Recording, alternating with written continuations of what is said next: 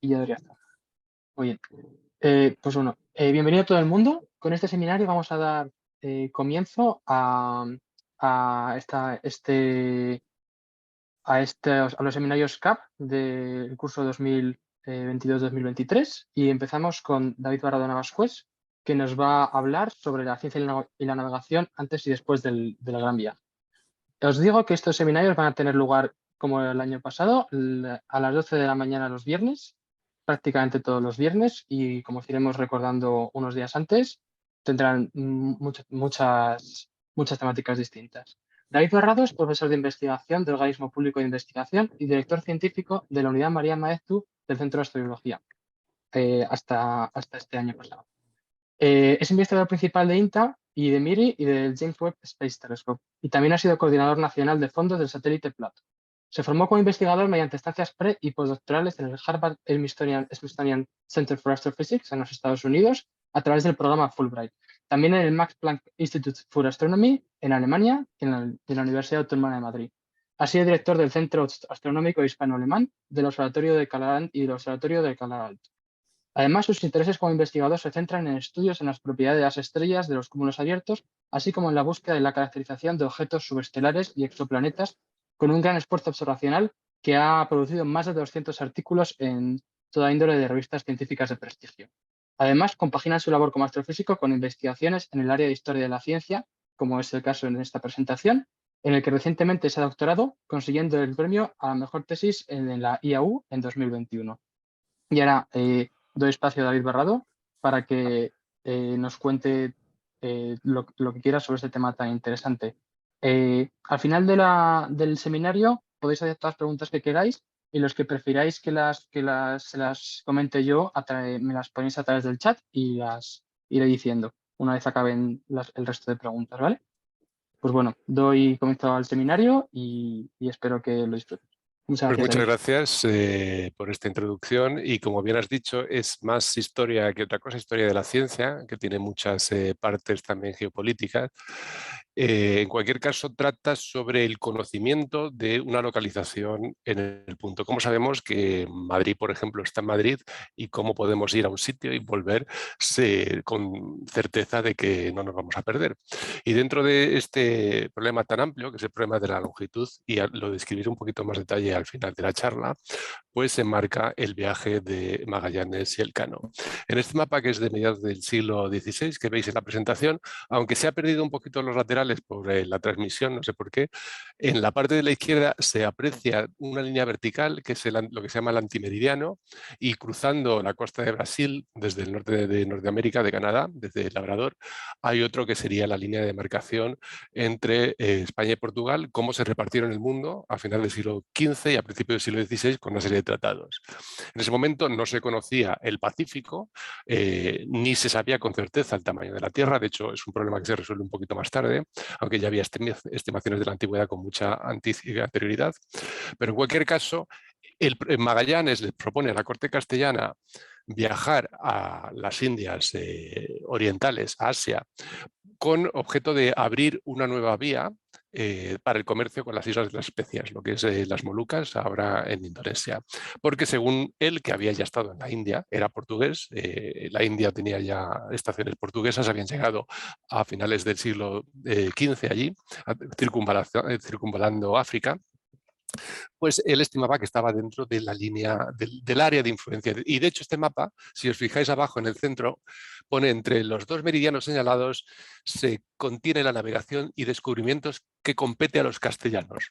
Esto es a la corona de Castilla, a España, en este momento, bajo el reinado de Carlos I, emperador también alemán.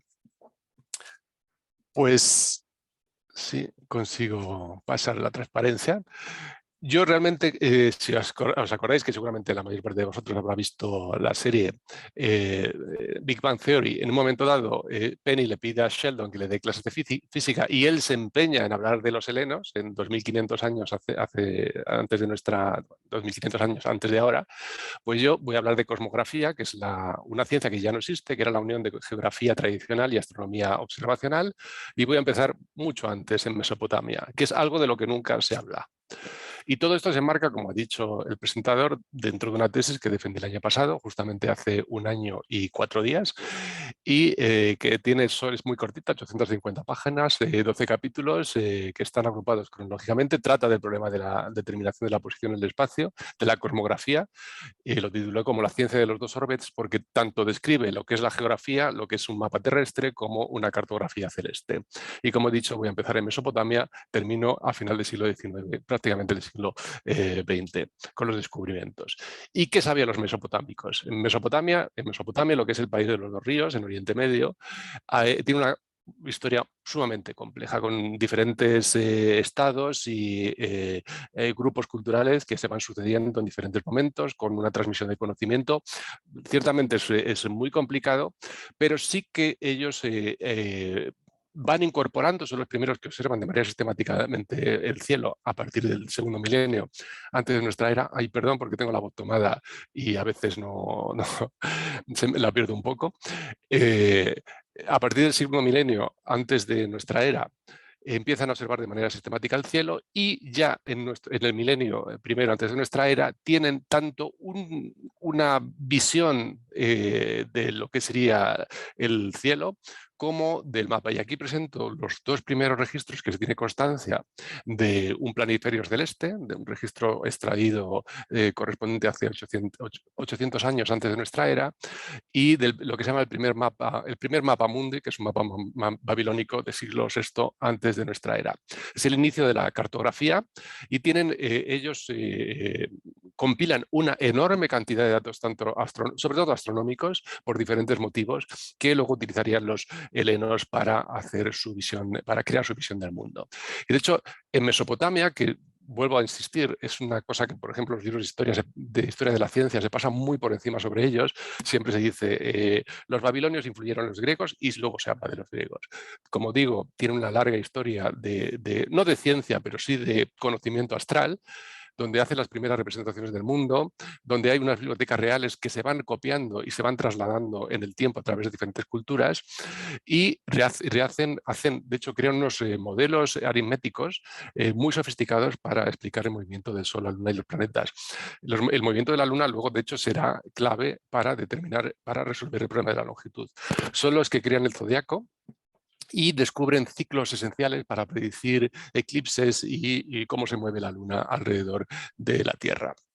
Tendrá una afluencia posterior. Voy a enseñar varios diagramas de este tipo de gran complejidad. No quiero que por supuesto, que los examinéis o que intentéis entenderlos todos en unos momentos que van a estar sobre la pantalla, pero sí lo que quiero expresar con ellos es la gran complejidad, y a continuación, dentro de unos breves de 2 transparencias, va a haber uno sumamente complejo, que entendáis que la transmisión de conocimiento es un proceso de gran complejidad y de gran fragilidad también. En cualquier caso, la cosmografía como tal empieza en Babilonia, se transmite hacia Occidente a través de una serie de estados intermedios, que es Fenicia y Lidia, en lo que es actualmente Turquía. Los helenos y los griegos, a partir del siglo VI, retoman esas tradiciones y las elaboran en un marco teórico distinto, desde el punto de vista más racional, pero aún así la herencia babilónica, la herencia mesopotámica se sigue desarrollando bajo el imperio persa. Persia compite con la Hélade, con Grecia, durante varios siglos, hasta que Alejandro Magno realiza la fusión de ambos imperios, y esto se va a traducir en una síntesis del conocimiento de ambas civilizaciones. ¿Y qué es lo que hace? ¿Cuál es la innovación griega? Que va a generar una impronta a lo largo del tiempo, que incluso nosotros todavía somos herederos de la misma. Pues hacen los primeros mapas, como aquí tienes un ejemplo de Hecateo, del siglo V antes de nuestra era. Tienen ya una percepción de cómo es Europa, para ellos mucho más grande, ese continente más grande. El centrismo siempre ha estado presente en cierta medida. Tienen un conocimiento en un momento dado también, de Asia siempre tuvieron conocimiento, y en un momento dado también determinan que lo que ellos llamaban Libia, África, era un tercer continente. Y empiezan a tener sus primeros modelos cosmológicos. Todo lo que estoy contando de geografía y astronomía es porque tiene un impacto directo, luego, como veremos, o espero mostraros, en el siglo XV y siglo XVI, para explicar por qué se hace ese viaje y cómo se puede conseguir llegar a las Indias orientales en un momento dado. En cualquier caso, surgen los primeros también sistemas cosmológicos, donde la Tierra está en el centro, donde en este caso concreto, Anaximandro, en el siglo también VI de nuestra era,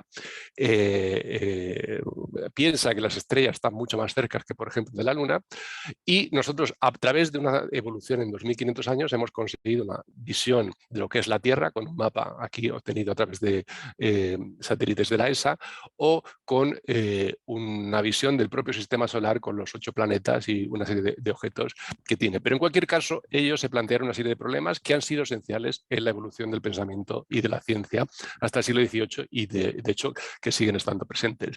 ¿Qué tamaño tiene la Tierra y qué forma? Que sea esférica fue un gran logro intelectual y de hecho Magallanes y Elcano hacen la prueba empírica, aunque ya se sabía, pero desde luego una vez que da la vuelta al mundo de manera incontestable, qué contiene, qué continentes tiene, dónde se encuentra en el universo y cómo se relaciona esto, como veremos, en la época de los descubrimientos dominadas por portugueses y españoles.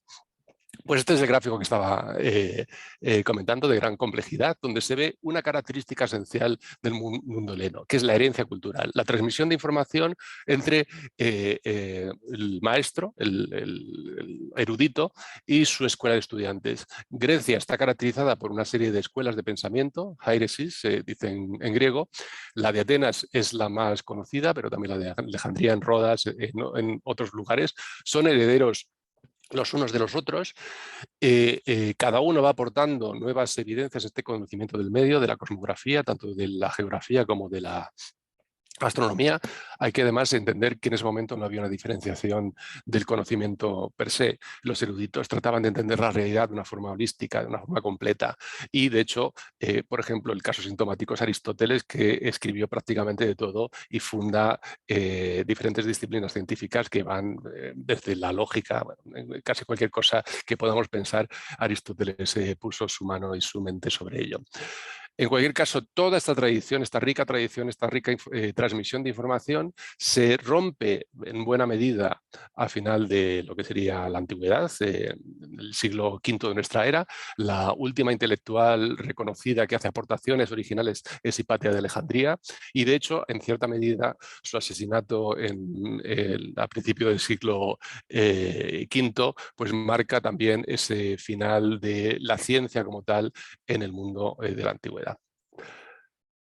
En cualquier caso, los griegos hacen una serie de exploraciones del mundo, como he mencionado antes, incorporando diferentes tierras. Hay una serie de viajes, los periplos que se producen en la antigüedad. Aquí os muestro unos cuantos que van incorporando desde las tierras boreales, como es el caso de Piteas de Masalia en el siglo IV antes de nuestra era, o varios intentos de circunvalación de África, tanto por el este como en el oeste, todos fallidos. Por eso tenían los griegos ese conocimiento tan inexacto de lo que serían las costas africanas, cuando todo esto son de todas formas reconstrucciones de los mapas de la antigüedad, porque no ha llegado ninguno como tal. Pero en cualquier caso, si comparamos la cuenca del Mediterráneo, donde sí conocía las costas de manera más o menos precisa, Asia estaba muy deformada y África era puramente una fantasía. Pero sí que hicieron unos intentos bastante precisos para la determinación de la medida del tamaño de la Tierra. Hay varias de ellas, de hecho, la primera citada es de Aristóteles, aunque él no menciona quién la realiza, establece que el tamaño de la Tierra son 400.000 estadios. La conversión de estadios a kilómetros es un asunto debatido porque hay varios tipos de estadios, hay varias medidas, el Egipto, el romano, etcétera, el romano, perdón, no, el griego. Pero en cualquier caso, su método para determinar, el método que utiliza, por ejemplo, Eratóstenes en el siglo III antes de nuestra era, es notablemente preciso y sencillamente se basa en sombras medidas en diferentes puntos, en este caso en Egipto. La verdad es que si se hace una conversión de los estadios con un determinado valor, prácticamente dan el clavo con 40.000 kilómetros que tiene. Pero esto es a lo largo de la línea norte-sur, lo que sería la latitud. La latitud astronómica o la latitud geográfica es un problema relativamente sencillo. de esta forma también se puede determinar en qué localización, en qué punto está cualquier ciudad o cualquier hito geográfico, pero el problema de la longitud, la determinación de una posición a lo largo del eje este-oeste, es un problema de suma complejidad que de hecho no se va a resolver hasta final del siglo XVIII, pero ha sido uno de los motores o el motor principal del desarrollo de lo que se llama la revolución científica. Y para Magallanes y para el Elcano fue crucial, incluso que para Colón. Colón estaba completamente equivocado en sus determinaciones y en la suposición sobre el tamaño de la Tierra. Utilizó una de Posidonio de Apamea, mucho menor que la de Eratóstenes. Y por eso, y porque existe América, no tuvo éxito en su viaje, en el sentido de que no falleció y descubrió las nuevas tierras. Pero en cualquier caso, el problema de la longitud, para que os hagáis una idea, en el siglo XVIII, en este caso, por ejemplo, en el siglo XVII, este mapa es un mapa del siglo XVII con todas las determinaciones precisas de diferentes localizaciones. Son unas pocas decenas de puntos y lo demás eran pura estimación. ¿Dónde estaba América? ¿Dónde diferentes localizaciones, incluso en Europa? Para que penséis, por ejemplo, el primer mapa preciso de la península ibérica no se consigue hasta el siglo XVII.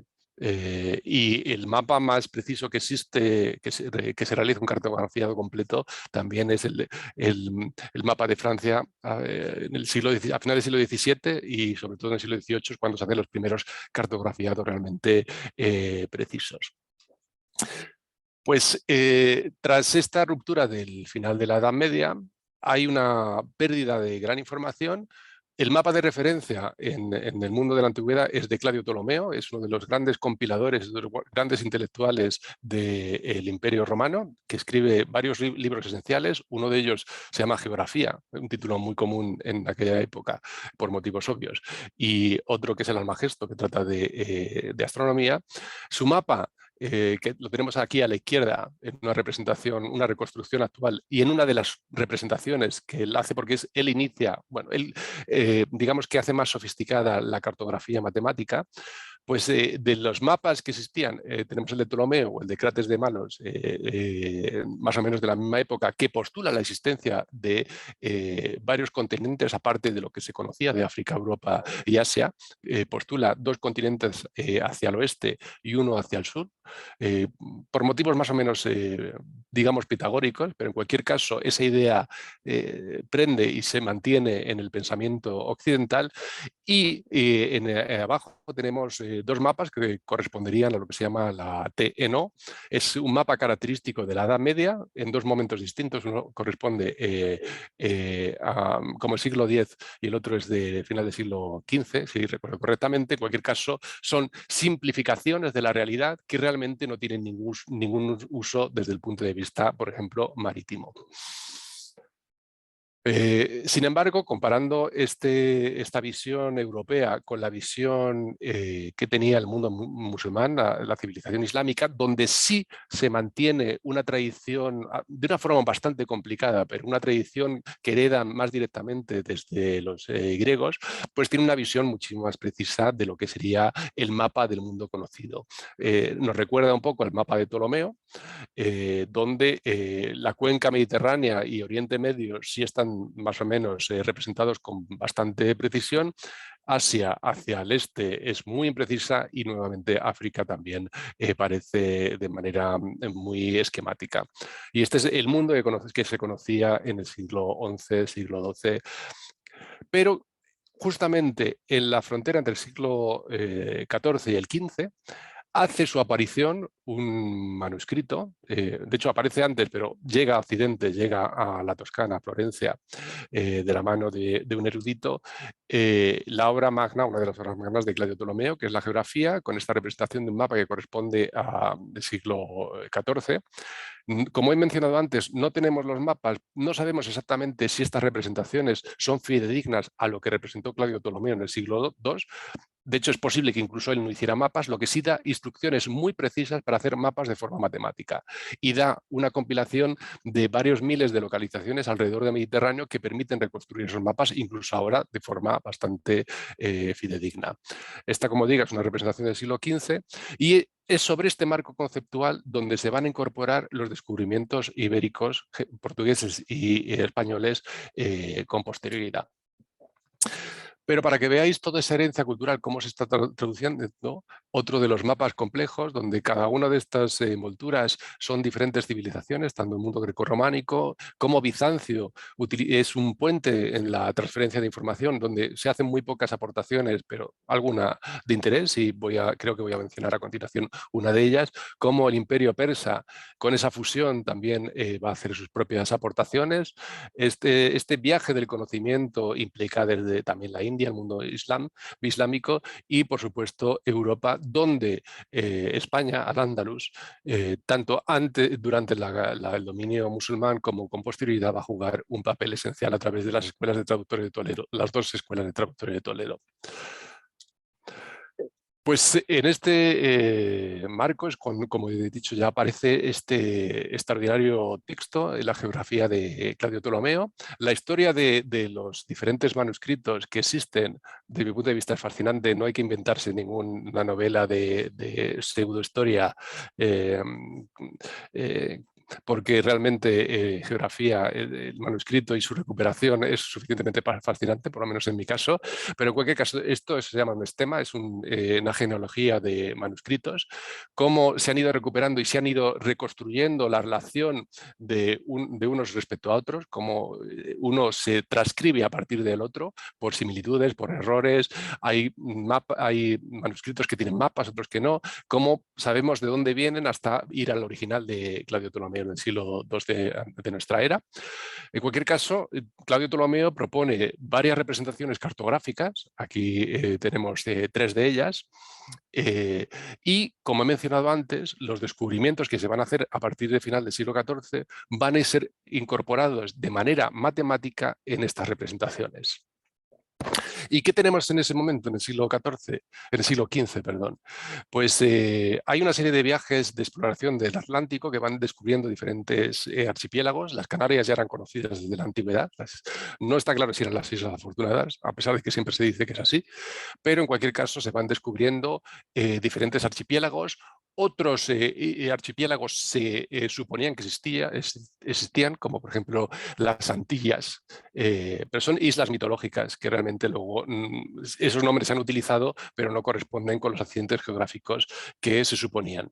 En cualquier caso, esto es una reconstrucción de un mapa bastante conocido de Toscanelli, un cartógrafo italiano de 1474, que lo utilizó Colón para su viaje, donde muestra claramente el problema de la longitud y el gran desconocimiento que se tenía de la localización de diferentes partes del mundo. Colón asumió que el viaje hacia las Indias iba a ser relativamente corto. De hecho, incluso Estrabón, ya en la antigüedad, en el párrafo en azul, ya había dicho que sería posible, de hecho, antes que Estrabón también está Aristóteles, por cierto, que ya sería posible viajar hacia el oeste para llegar a las Indias en un viaje relativamente corto, pero realmente no fue así.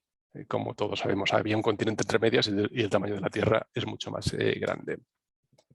Esta es otra representación, es el desarrollo del primer globo terrestre que se conserva, que es de Martin Behaim, en 1492, que se hace justo antes del anuncio de la llegada de Colón, por eso está totalmente equivocado y no incluye América. Y abajo de este mapa podéis ver lo que sería la representación de un mapa real, como realmente las longitudes y el tamaño de África, la forma de África, está totalmente es erróneo, y lo mismo le pasa con la costa este de Asia. Y abajo ya tenemos un mapa, no es el primer mapa de América, que es de la cosa, pero uno que se utilizó con tuvo bastante difusión, de Cantino, de 1502, donde se aprecia la forma de hecho lo vais a ver a continuación, Me parece que está, no está a continuación. La forma de África, que es prácticamente ya correcta, porque en ese momento ya los portugueses habían dado la vuelta alrededor de Cabos de Hornos y habían llegado a la India y ya estaban comerciando con especias en aquella región. Y entonces ha habido un cambio en este momento, en estos pocos años, estos 10 años, hay un cambio de paradigma, un cambio conceptual totalmente en el conocimiento del mundo. En cualquier caso, los viajes a la India eran viajes extremadamente largos y peligrosos. Cruzar el Cabo de Hornos, Buena Esperanza, no de Hornos, de Buena Esperanza, en el sur de África era una tarea titánica, muy peligrosa, y el viaje era extremadamente largo. Y en cualquier caso fue dominado por los portugueses en un monopolio que duró bastante tiempo.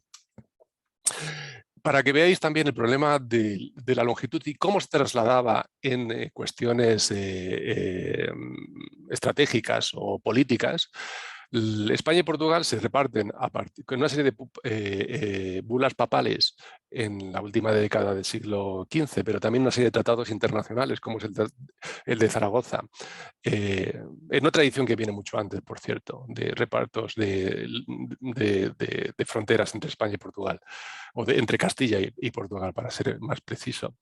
Hay una serie de limitaciones de las áreas de influencia que varían muchísimo dependiendo de varios factores geográficos, como cuál es primero la longitud, utilizaban leguas que establecen a partir de las Canarias, y cómo se traslada esa distancia, que no se puede medir obviamente sobre el mar, sobre posiciones geográficas en horas, minutos y segundos, ¿no? en coordenadas geográficas.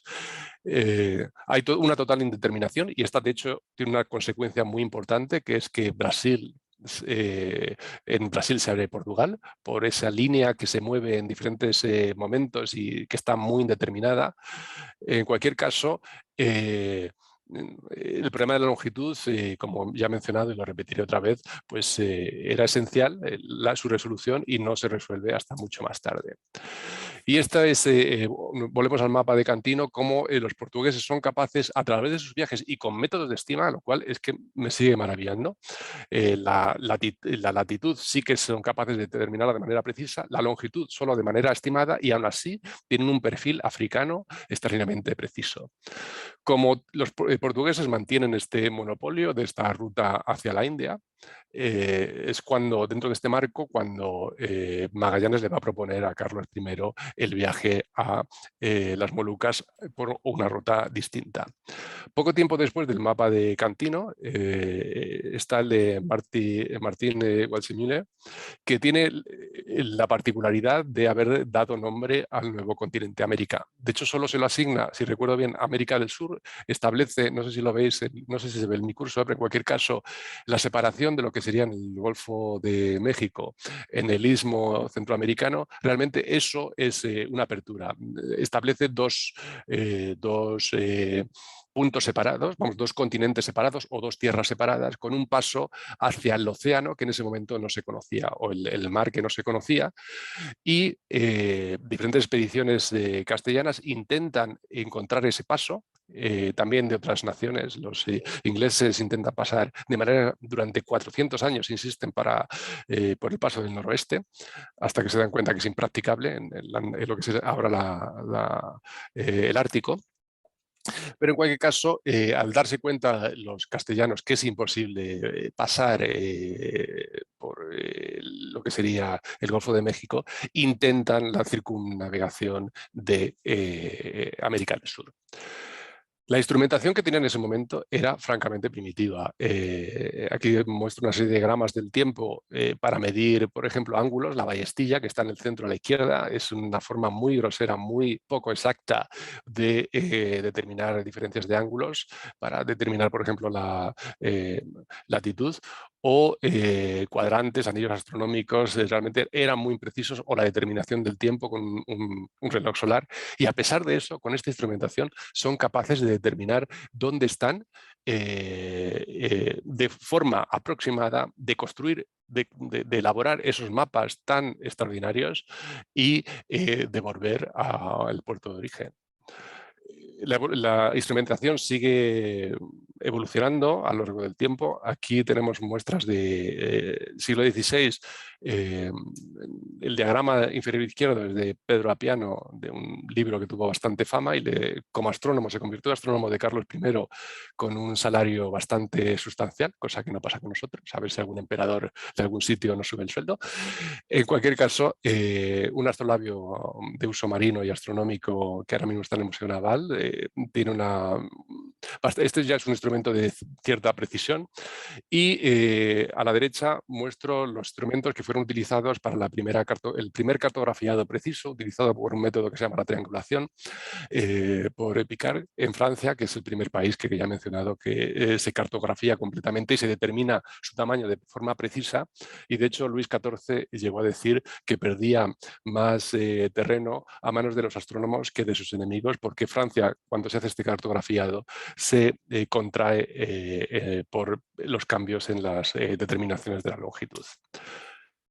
Volviendo a las exploraciones ibéricas, la determinación de este paralelo, de este límite entre España y Portugal, que veis ahí en la línea marcada vertical en mitad del mapa, pues como he mencionado antes, asigna parte del continente a Portugal, y por eso existe Brasil como país lusoparlante, y se crea también el antimeridiano para determinar dónde están las Molucas. Entre España y Portugal, entre las dos cortes, hay una serie de discusiones, una serie de negociaciones para ver a qué potencia le corresponde ese área. Por una parte fue un ejercicio, no sé si banal o de prepotencia, repartirse el mundo entre dos países cuando existían gentes en aquellos países, pero bueno, esas son las cosas que ocurren en la política. En cualquier caso, durante el siglo XVI, durante el siglo XV, el desarrollo de la instrumentación en Portugal es extraordinaria. La aportación que hacen los portugueses, no siempre reconocida, es esencial en la historia de la ciencia, sobre todo, como digo, en el siglo XV. Y en el siglo XVI podemos decir que es el siglo español, porque no solo hay estos tratados de navegación que son esenciales en toda Europa, y de hecho, por ejemplo, el pirata Drake inglés utiliza manuales españoles para saquear las posesiones del imperio, sino en toda Europa se traducen a diferentes lenguas, y son los manuales que utiliza todo el mundo para navegar en altura. Este mapa es un poco más detallado, muestra los dos meridianos. Ya en este momento se conoce, es posterior al viaje de Magallanes Elcano, pero describo aquí un poco también toda la problemática, ¿no? La serie de tratados que dividen el mundo entre las dos potencias, cómo el problema de las Molucas sigue estando presente. De hecho, las Molucas estaban del lado portugués, en cualquier caso. Así que digamos que el viaje de Magallanes Elcano fue hasta cierto punto erróneo, y en cualquier caso porque luego Carlos I vendió los derechos de la explotación a los portugueses por problemas de caja recurrentes en la corona española, por otra parte. En cualquier caso, en este marco es donde se produce este viaje de Magallanes Elcano. Y este es un mapa que se realiza durante el viaje, antes de que llegue ninguna noticia, donde es realmente bastante impreciso, pero sí que da la visión de lo que se conocía en ese momento. No casi, ya se conocía la existencia del Mar del Sur, de hecho, de lo que es el Pacífico, pero sí es la visión que tenía cualquier persona educada de lo que era el mundo, un conocimiento bastante preciso de Europa, ya la forma de África también, Asia hasta lo que sería la península malaya, y un gran desconocimiento de lo que existía más allá. Américo Vespucci, que se lleva el éxito del descubrimiento de América de forma errónea debido a Walser Müller, como ya he mencionado, hace una serie de mapas durante ese periodo, lamentablemente, aunque los he manipulado un poco para intentar resaltar las costas, pero es un poquito difícil la calidad de los originales o de las reproducciones digitales, sí que veis la costa nuevamente de África perfectamente perfilada, la costa de América del Sur mucho menos. En este momento él tenía una información escasa de lo que sería la costa oeste de América del Sur y por eso no la dibuja en un ejercicio de honestidad. Ya 3 años después es capaz de hacer un mapa mucho más elaborado utilizando la información del viaje de Magallanes Elcano, donde ya se tiene una percepción bastante más precisa de lo que sería el tamaño de este inmenso océano y las costas del este de Asia. Aún así, el problema de la longitud sigue estando presente. Esto es otro mapa de Amerigo Vespucci del 24, de 1524, un año después de que regresa Elcano con sus 17 tripulantes, y donde si comparamos en la misma escala con un mapa actual, vemos que el tamaño del océano Pacífico está totalmente deformado, ¿no? Una estimación es muy, muy errónea, a pesar de esos viajes. En el Pacífico, de hecho, durante el siglo XVI y que duró 300 años, se establece lo que es la línea comercial más larga a lo largo del tiempo y más prolongada desde el punto de vista de la travesía sin escalas, que es el galeón de Manila, entre las Islas Filipinas y Acapulco, con el comercio de productos que venían sobre todo de China. La plata americana servía para pagar la porcelana y otros productos de lujo chinos que iban a América, se cruzaban al otro lado hacia el Atlántico y venían a Europa, donde se exportaban productos elaborados, textiles y demás. Entonces, de hecho, una de las consecuencias del viaje de Magallanes Elcano es un proceso de globalización, para bien y para mal, juzgar desde el punto de vista ético, donde se conectan todos los continentes conocidos en ese momento. El viejo continente, Asia o Eurasia, con África, porque también hay un nefasto comercio de esclavos, y oro y especias, con el continente americano y yendo más allá a través de 2 vías, la vía portuguesa circunvalando África y la vía española con el galeón de Manila. O sea que el mundo en ese momento, a partir de este viaje, está plenamente interconectado con unas vías comerciales con todos los aspectos éticos que queráis mencionar.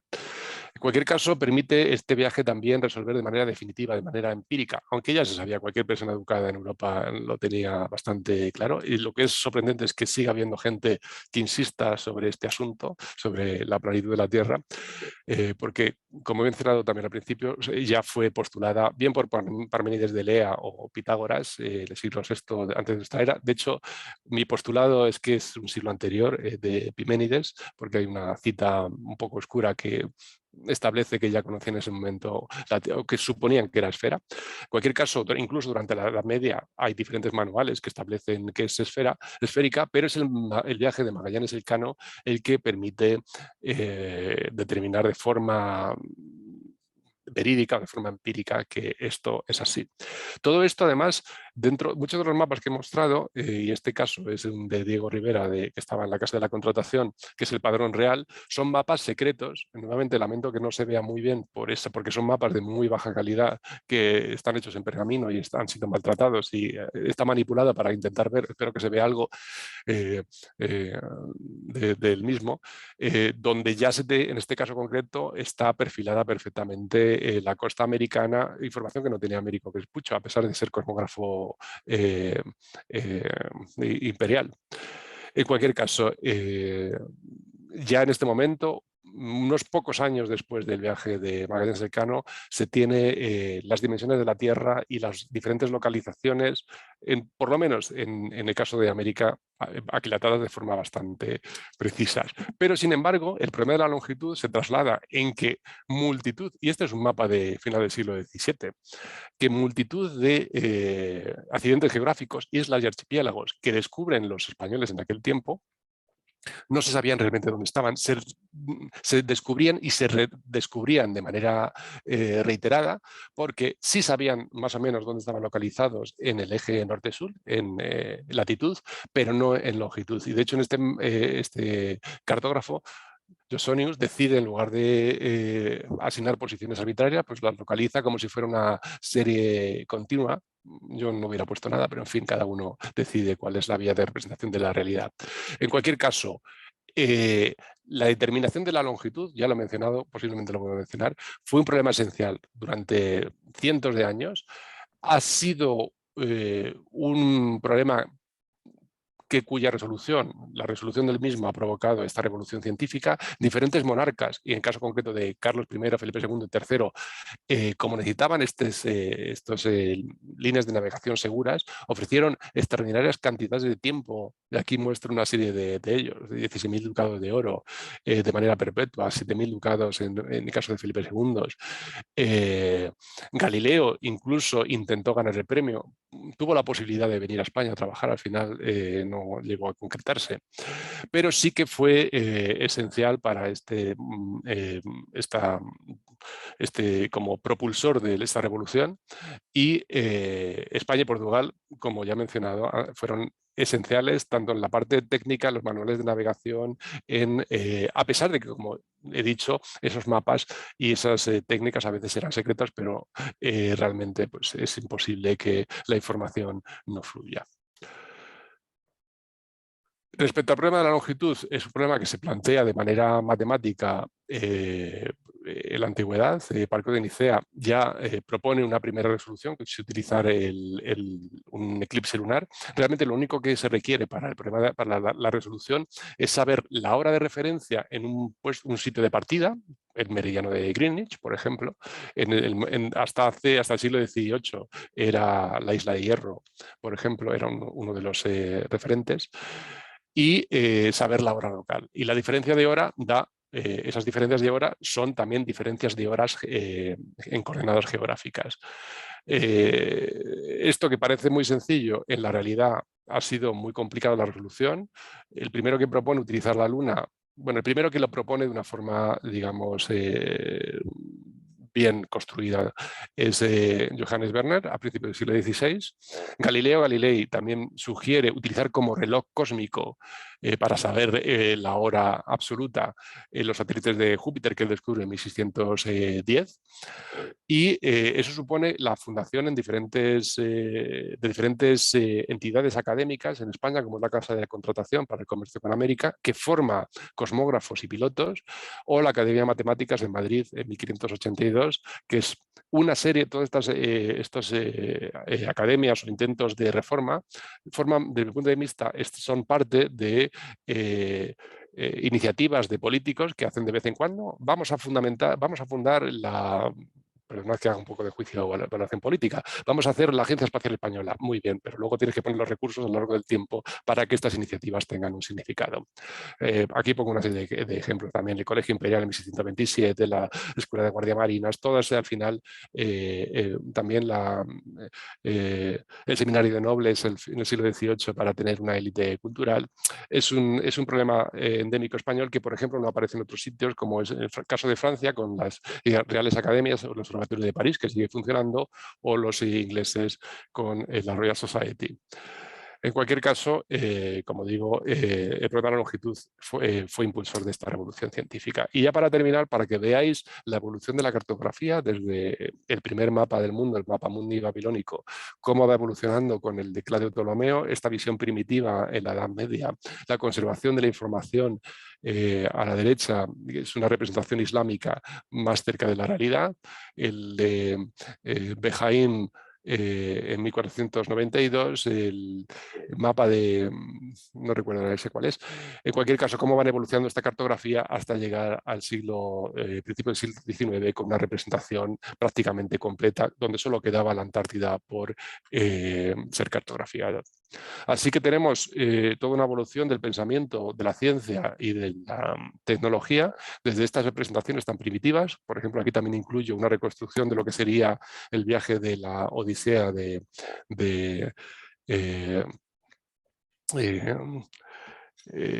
Homero, con cosmografías tanto babilónicas como helenas, hasta llegar a la visión que tenemos ahora de la cartografía, en este caso incluso con los fondos marinos, que es uno de los límites de conocimiento que tenemos en la actualidad, o de las inmediaciones bueno, de hecho sería todo el universo en escala logarítmica, ¿no? Sí, no se ve el detalle, pero bueno, si tenéis interés os puedo mostrar un diagrama con más precisión.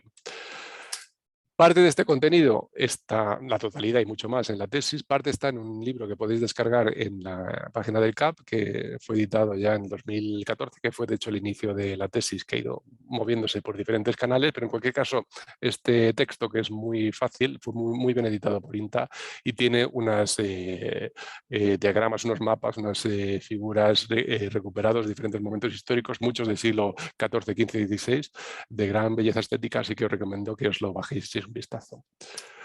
Así que me quiero cerrar con unas palabras tanto de Homero, siempre que volver a él, como de Mercator, que es el artífice de la cartografía moderna, que de hecho resumen todo este contenido de una manera bastante concisa, y con esto paso a palabras y os doy las gracias por vuestra atención. Pues muchísimas gracias, David, por el seminario, que ha sido de verdad extremadamente interesante y creo que nos da una base que no suele estar presente, como también entender, en la mayor parte de los seminarios del CAP. Entonces, voy a abrir ahora la ronda de preguntas. Quien quiera, que se desilencie y pregunte lo que quiera.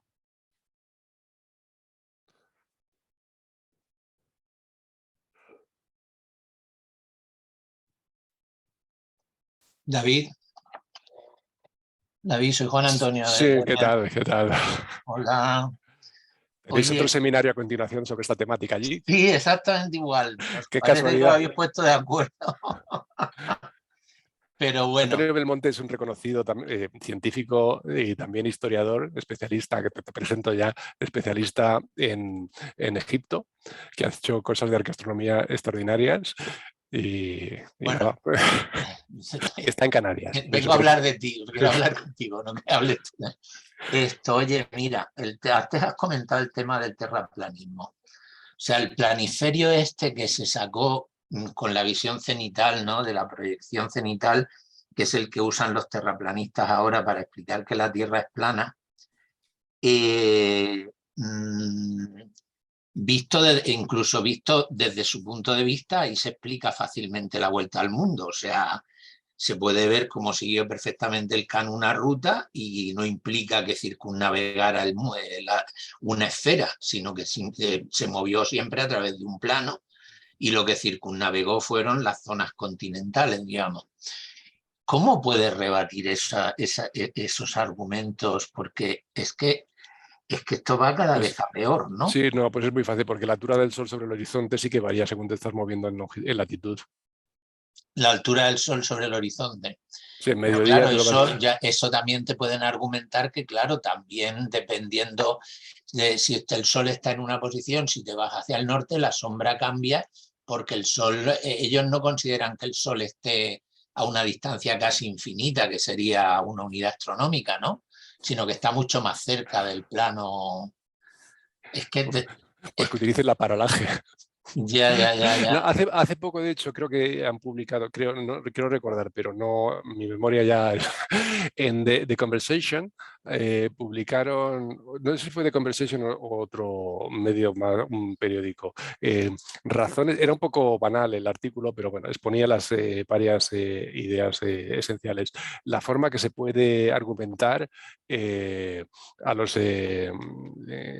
a esta gente que la Tierra es esférica.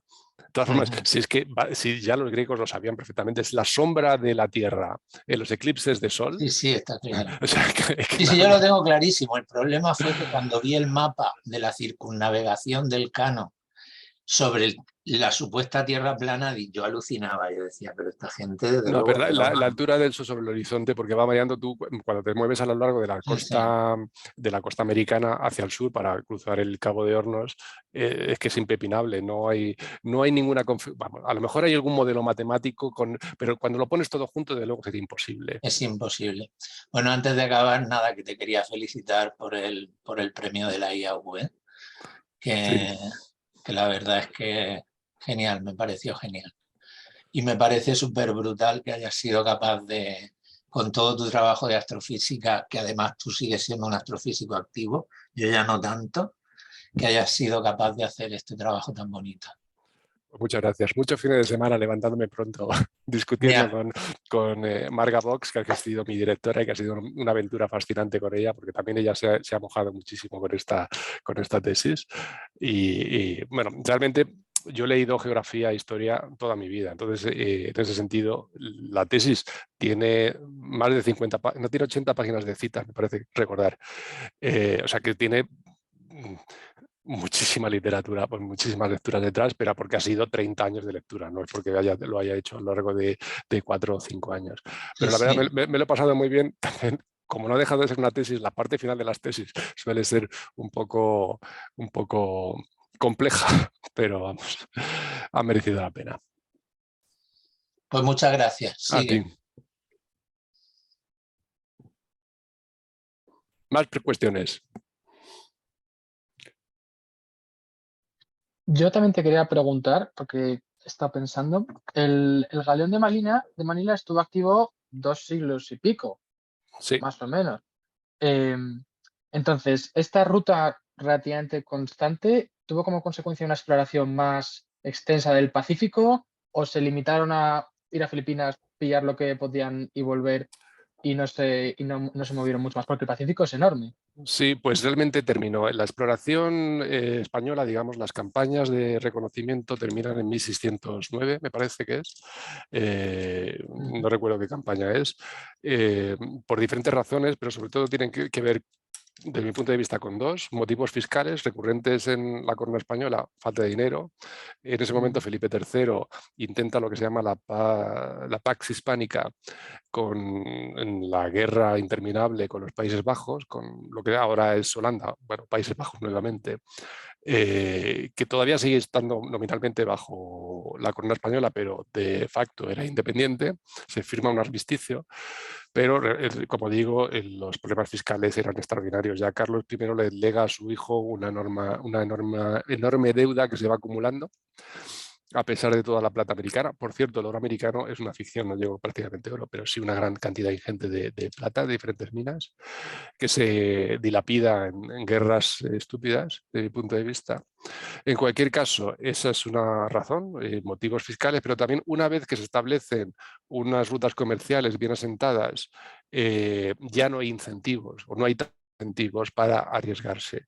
Se vuelven conservadores, supongo, y es que el galeón de Manila, que además se restringe el comercio normalmente a un galeón por año, o sea, a un solo buque, porque no querían saturar el mercado, no querían provocar una devaluación de los productos para mantener ese monopolio. Aunque luego sí hacían trampas, pero bueno.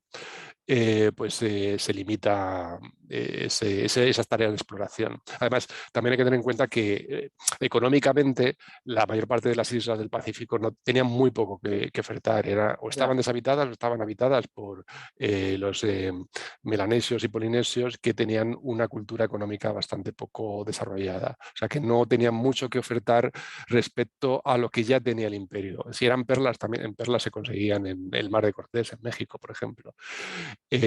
Lo que sí es sorprendente es que no haya registros del descubrimiento de Hawái, que está bastante cerca de la ruta del galeón de Manila, sobre todo creo de la ida. De la vuelta no, pero la vuelta es mucho más al norte. Hay unas evidencias sobre la posible arribada de blancos, entre comillas, que son dioses, pero son historias de transmisión oral y no hay ninguna evidencia física. Esto es un cañón, una cruz, una coraza, no se ha descubierto todavía, que sí se ha descubierto en alguna isla del Pacífico Sur, de algún buque que dejaría una evidencia o que embarrancaría, etc. Entonces es uno de los grandes misterios, cómo Hawái no fue avistada. No hay solo un registro de una posibilidad de paso cercano a Hawái, pero que no fueron ni siquiera a Guar. O sea, porque hubiera sido un punto óptimo para habituallarse. Sí, una escala buenísima, claro. Sí. Vale, pues muchas gracias.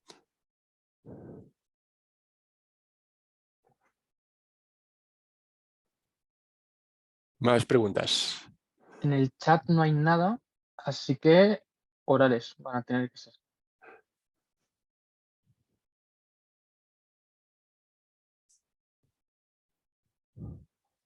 No seáis tímidos. Lo que sí me parece, desde luego, desde el punto de vista humano, la gesta de Magallanes Elcano fueron poco menos de 300 personas que se embarcaron en este viaje sin saber dónde iban, sin saber cuándo iban a regresar. Todos los marineros de la época, portugueses, españoles, genoveses, aragoneses, que participaron en diferentes viajes, la verdad es que tenían una fe en sus capitanes y los capitanes en su desconocimiento para embarcarse en estas grandes aventuras, y además que es que lo hacían de manera sistemática, porque el Cano, que vuelve y es ennoblecido, vuelve a embarcarse a un viaje en el Pacífico y muere de escorbuto, no sé, 20 años después, en mitad del Pacífico. O sea que tenían ese impulso casi suicida por seguir ampliando los horizontes de conocimiento o de aventuras o de enriquecimiento, supongo que todo mezclado. Y seguían navegando hasta que o conseguían el objetivo final, que era la gloria y el dinero, como en el caso de Cortés o Pizarro, un personaje bastante nefasto, por cierto, o terminaban falleciendo, como Magallanes también, muerto en un pequeño conflicto porque se entremetió en unas guerras entre jefes locales. O sobre todo por el escorbuto, otras enfermedades, falta de alimentación, falta de agua, etc. O sea que eran unos hombres de gran valor. Y por cierto, también hay el caso de alguna capitana, Beatriz de Boadilla, que se llama, no recuerdo ahora mismo, que tras el fallecimiento de su marido se convierte en la primera almirante de una armada española, de un barco, y logra que el buque llegue sano y salvo a Manila.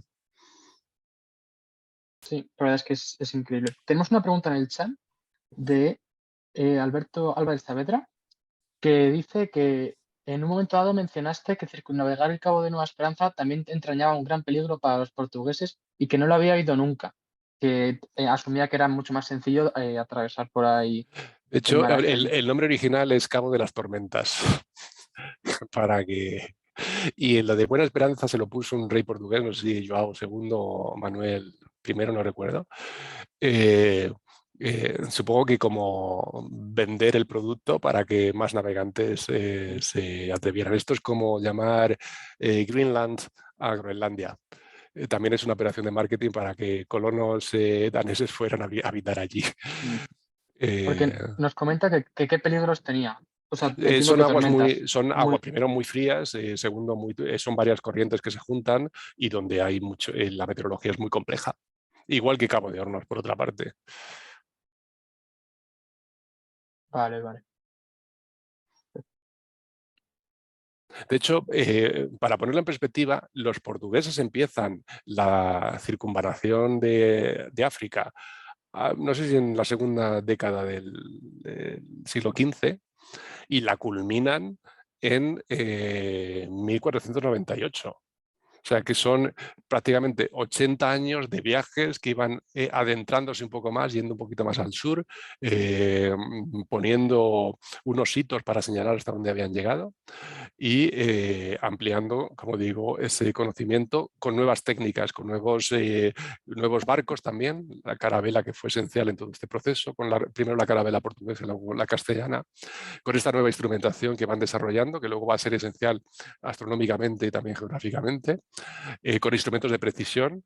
El nonio, que es los tornillos de precisión, lo inventa Pedro Nonius. De hecho, creo que hay unos registros anteriores, no recuerdo la mente, pero él lo perfecciona para conseguir medir ángulos de manera extraordinariamente precisa. O sea que hay toda una serie de desarrollos que se van produciendo las técnicas de construcción de buques, etcétera, que luego serán esenciales mucho más tarde en la verdadera revolución científica en el siglo XVII. Entonces, a veces tenemos esta visión centrada en la narrativa anglosajona, y parcialmente también la francesa, pero sobre todo anglosajona, que comparten los germanos y los holandeses, que todo lo hicieron ellos. Galileo era alguien que pasaba por allí, que sí que hizo cosas importantes, pero que bueno, que fue prácticamente un intruso, y son herederos primero de esta era del descubrimiento, de estos 2 siglos, que además beben de fuentes medievales y sobre todo también de la antigüedad. Hay de hecho, Occidente, que es lo que no tiene el mundo islámico, por lo menos desde mi punto de vista, Occidente lo que tiene en la historia del conocimiento de la información son estas escuelas que mencioné al principio, que existieron durante prácticamente más de 1000 años en el mundo greco-romano, que no se extinguieron del todo, porque la Iglesia destruyó, pero también mantuvo en cierta medida ese conocimiento en los monasterios y por diferentes razones, que no voy a entrar ahora mismo en ellos, pero que luego se recupera a partir de la fundación de las universidades en el final del siglo XII. Y en el mundo islámico no existe nada similar, no existen estas tradiciones continuadas a lo largo del tiempo de escuelas que se van sucediendo maestros, aunque sí, si tú preguntas a un erudito islámico, pero es totalmente diferente. Sí que existe, te dirá yo me he formado con, pero tiene desde una perspectiva totalmente distinta. Entonces, esa continuidad de conocimiento sí que que ha permanecido en Occidente, y las universidades actuales son producto de esa transmisión. Y nosotros somos herederos de esa línea. De hecho, hay una herramienta en Internet, no sé cómo funciona, si funciona muy bien otras disciplinas, pero tú puedes, es un árbol genealógico intelectual. Por ejemplo, yo he hecho el ejercicio conmigo y yo puedo retrotraer mi línea de formación a Copérnico. O sea, que hay una secuencia de eruditos, uno detrás de otro, que se han formado uno con otro hasta llegar a mí. Eso pasa en física o en cosmografía y otras disciplinas científicas, supongo que también. Bueno, realmente, como vuelve a existir, si tú le hablas a un sabio del siglo XVI, no te dirá que es un astrónomo, que es un geógrafo, que es un médico, son eruditos. Y con anterioridad todavía con mayor razón. Pues muy interesante, la verdad.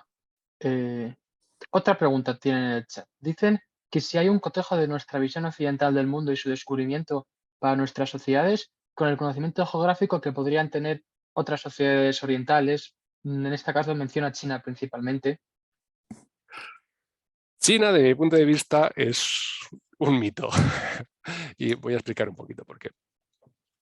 Bueno, yo soy muy eurocéntrico, lo siento, soy heredero de una tradición intelectual y creo que tenemos que valorar los beneficios que nos ha dado, para bien y para mal, también no somos santos. Pero en cualquier caso, China, el imperio del centro, ha tenido aportaciones significativas, pero no tiene esta tradición, desde luego, de transmisión de conocimiento, ni muchísimo menos.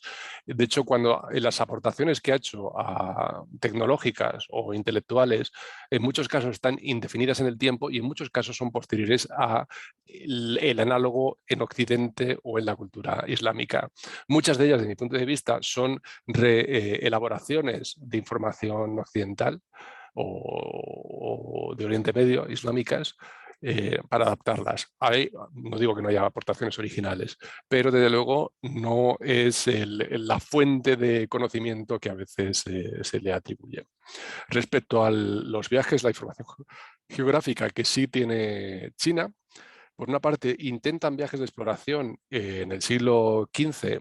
De hecho, me parece recordar que son 3 viajes de un almirante chino por el Índico, con unas armadas, unas flotas extraordinariamente grandes. Que no se repiten, se produce un cerrojazo análogo al que ocurriría más tarde en Japón en el siglo XVII, con cierre de fronteras, y solo estaban interesados con el comercio, por ejemplo, con España por la plata. O sea, querían exportar porcelana y conseguir plata. Y no estaban interesados en nada más, o curiosidades como los relojes, etc.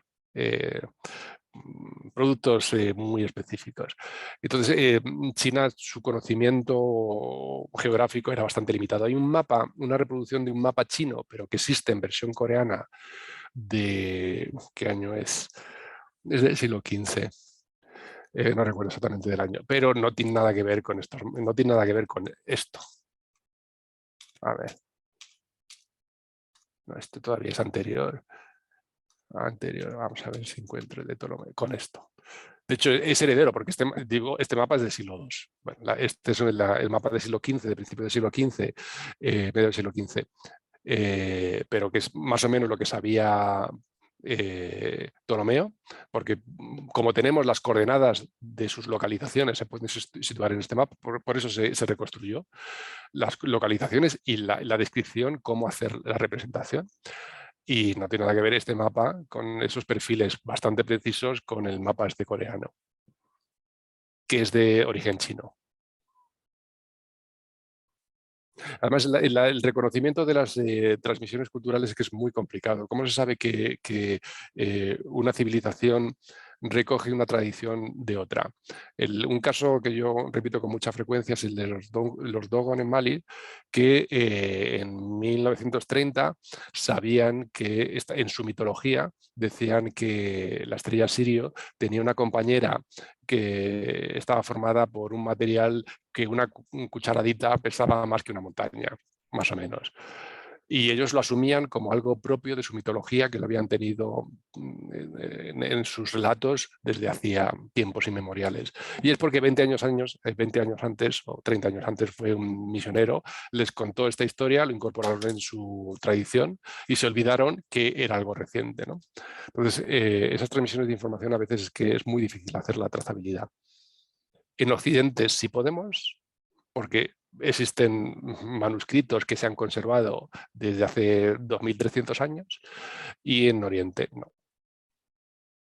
Vale. Hay otra par de preguntas en el chat. La primera, que si se sabe hasta qué punto de la costa africana llegaron los helenos o fenicios en la circunvalación de África. Sí y no. En los viajes estos que puse al principio, hay una descripción que no se cree que es no sé si es el de Neco, que supuestamente circunvaló todo África, pero no, ahora no se cree. Bueno, un análisis crítico indica que no hubiera sido factible, porque fue un viaje que se hubiera realizado a lo largo de varios años por el este. O sea, partieron por el Golfo, el Mar Rojo, y habrían parado en varios sitios y habrían plantado cosechas para el año siguiente recogerlas y seguir su ruta. Pero es que las semillas egipcias no valen en el África ecuatorial, o sea que no es factible que hubieran hecho ese tipo de viaje. El análisis crítico de la descripción o de lo que nos ha llegado no cuadra con la realidad climatológica. Hay varias evidencias que dicen que sí, pero posiblemente no ocurrió y no se saben hasta dónde llegaron. El viaje de Anón, hay una incertidumbre sobre hasta dónde llegó, posiblemente Cabo Bojador, en lo que es ahora Sáhara Occidental, no mucho más al sur. Vale, vale, entendido. Y luego ya una última pregunta que tenemos, que te pregunta por papel de John Napier, que pregunta si no fue encargado por la corona española para la cartografía y que qué pretendía resolver, en particular respecto al problema de la longitud, si tenía algo que ver, entiendo. Napier, Sí. no que yo sepa, pero lo miraré ahora. Vale, No que yo recuerde ahora mismo, ¿eh? perfecto. Pues si hay alguna otra pregunta, comentadla ya y si no, podemos ir cerrando, si queréis. Dame las gracias todo el mundo, con razón, porque ha sido súper interesante. Bueno, pues si no hay ninguna otra pregunta y si no nos quieres contar nada más, Pues la tesis está, como digo, es muy extensa. Está secuestrada un año más, la he secuestrado otro año más, porque estoy escribiendo ahora una versión resumida de 350 páginas, que esperemos que salga a final de año. Así que cuando salga os invito a echarle un vistazo. vale. Y... Yo la tengo. Pero eso no vale, Juan. Espero que te diviertas con ella. Tiene unos cuantos typos todavía que estoy corrigiendo. Pero bueno, lamentablemente la versión que va a salir editada va, por motivos de longitud, va a carecer de todas las citas textuales. Me he molestado en buscar, cuando se dice Aristóteles afirmaba que, pues he ido a el texto de Aristóteles, si era metafísica, si era de Caelo, etcétera, a buscar, porque me los he leído, o sea que he leído los antiguos. He buscado el texto, lo he extraído. Normalmente, además, he intentado consultar diferentes versiones porque un problema es la traducción, tanto en castellano como en inglés. Lamentablemente no hablo griego clásico, que ya me gustaría a mí. O textos, sí he leído, a pesar de que mi latín es muy primitivo, sí he leído algún texto en latín, sobre todo pues, yendo a textos de Kepler, por ejemplo, o de Copérnico. Pues me he molestado en todas esas citas o de la antigüedad, todas las evidencias cosmográficas de los presocráticos, pues las he extraído para ver qué sabían, qué conocimiento tenían del medio, y aparecen en la tesis, pero lamentablemente no van a aparecer en la versión reducida. Solo el dónde localizarlo y la edición o las ediciones que he utilizado por la extensión. Es una lástima porque además desde el punto de vista literario también merece la pena, pero en fin, es el compromiso que tenía que hacer para poder editarla en una versión manejable. Y Juan Antonio pues tiene la suerte o la mala suerte de tener los 850 folios con todas esas citas originales. Perfecto, pues cuando tenga ya terminada ya nos contarás, a ver qué tal. De todas formas, estoy intentando otra cosa que ya veremos si sale, que es un poco pronto para poder decirlo, para que toda esa información no se pierda, que sea fácilmente accesible o que no esté tan perdida. Pues si esto es todo, en principio cortamos, a no ser que cualquier persona quiera mencionar cualquier otro. Que no parece. Pues bueno, voy a detener la grabación. Muchísimas gracias por acudir a este seminario. Espero que os haya gustado.